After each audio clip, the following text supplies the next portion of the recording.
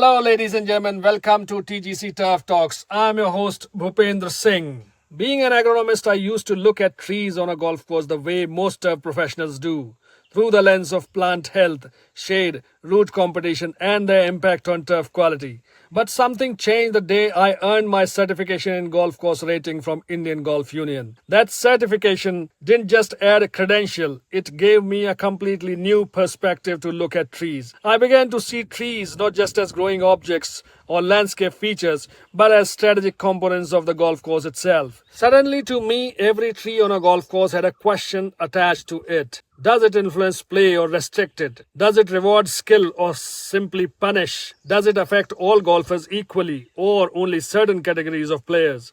From that moment on, I stopped looking at trees only as an agronomist. I started seeing them through the eyes of a course rater as well. And in today's episode of TGC Talks, that's exactly is what I want to share with you. How trees shape the game of golf, sometimes in ways we don't even realize.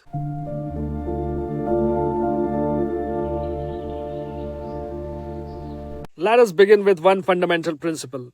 A golf course is not a park. It is a designed sporting ground. Every bunker, every contour, every tee box placement, every hazard is intended to influence decision making of golfers. Trees, too, must be viewed in the same framework. A well-placed tree is not an obstacle, it is a question. A badly placed tree is not strategy, it is interference. Trees are vertical hazards. Unlike bunkers or water, they are not always visible on the ground plane, but they have their place value.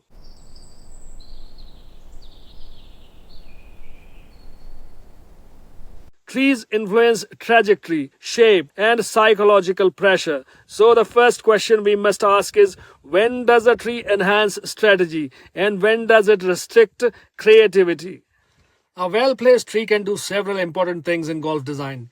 A tree on the inside corner of a dogleg forces player to decide, do I challenge it? Do I lay back? Do I shape the ball? It rewards courage and precision. Example, hole 13 Azalea, Augusta National. Trees on the inside corner tempt long hitters to cut the dogleg. The reward is short iron. The penalty is severe, recovery or no recovery at all. A lone tree on dogleg of 16th hole of Delhi Golf Club is also an example of such a tree. A well-placed tree on the inside of a dogleg works exactly like a bunker or a water hazard, but vertically. Trees don't have to be in play to influence play. They can guide the eye. They create a visual boundary, a corridor that directs play. This is powerful psychologically. Trees behind or beside greens can block recovery shot, demand aerial approach, punish errant drives, separate fairways. Trees between holes create safety and identity. However, separation should not mean suffocation. A tree used strategically is like a chess piece. If it exists only because we had space or because the hole looked empty, then it is not strategy, it is landscaping. To understand tree placement properly, we must understand three classic golf design philosophies. Penal design. Miss the fairway and you are punished immediately. Trees tight along both sides. Narrow corridors, little room for recovery. This type of layout increases difficulty, reduces options, discourages creativity. If overused, it becomes frustrating. Strategic courses offer choices. You may take the safer route or challenge risk for better angle. Trees in strategic design guard one side, reward positioning, protect angles rather than block entire zones. This type of placement enhances thinking while deciding a golf shot.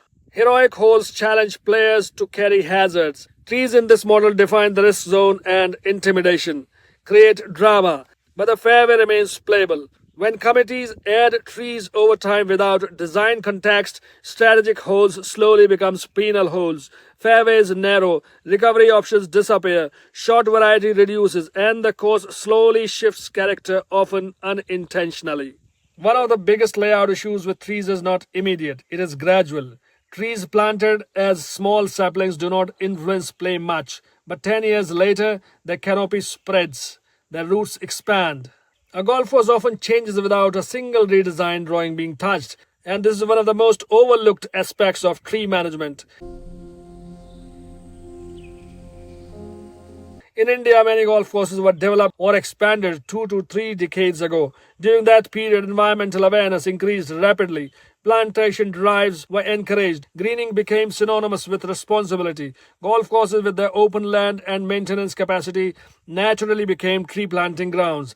At that time, saplings were small, impacts were visible, concerns were minimal. By the time passed, those saplings planted 20 or 30 years ago are fully mature trees with dense canopies, extensive root systems, and permanent influence on clay, turf, and microclimate. Planting a tree was easy then, it is still easy today, but transplanting or relocating a mature tree, even for valid agronomic safety or design reasons, have become extremely sensitive in the Indian context, socially, legally, and emotionally. And this reality must be acknowledged. That is why golf course projects and redevelopments must plan differently. Tree planning cannot be reactive, it cannot be emotional, and it cannot be limited to visual appeal at opening day. Because a golf course is not just a private or public property, it is a long-term infrastructure. It carries responsibility to the game, to the environment, and the community that will live with its decisions for decades. So let us talk about some common errors seen in many golf courses that should be taken into consideration while planning new golf projects. Sometimes trees are added in areas where players historically land the ball. This forces awkward adjustment to established strategy. Golf is not only about punishment, recovery is part of the game. If trees eliminate all recovery options, the hole becomes overly penal. Tee shots requires clarity. If trees restrict visual understanding of the fairway, they increase anxiety without increasing strategy. Planting trees evenly on both sides of every fairway creates monotony.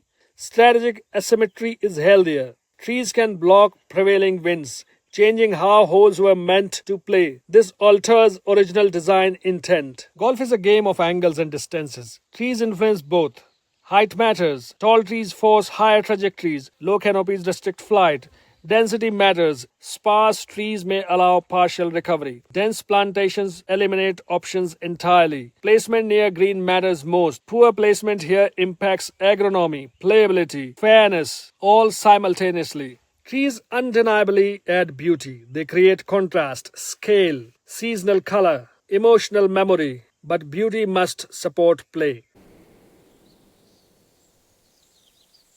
Now the time is for leaving you with few thoughts. We have talked about how trees are treated in different parts of the world, but who should be deciding tree plantation on golf course?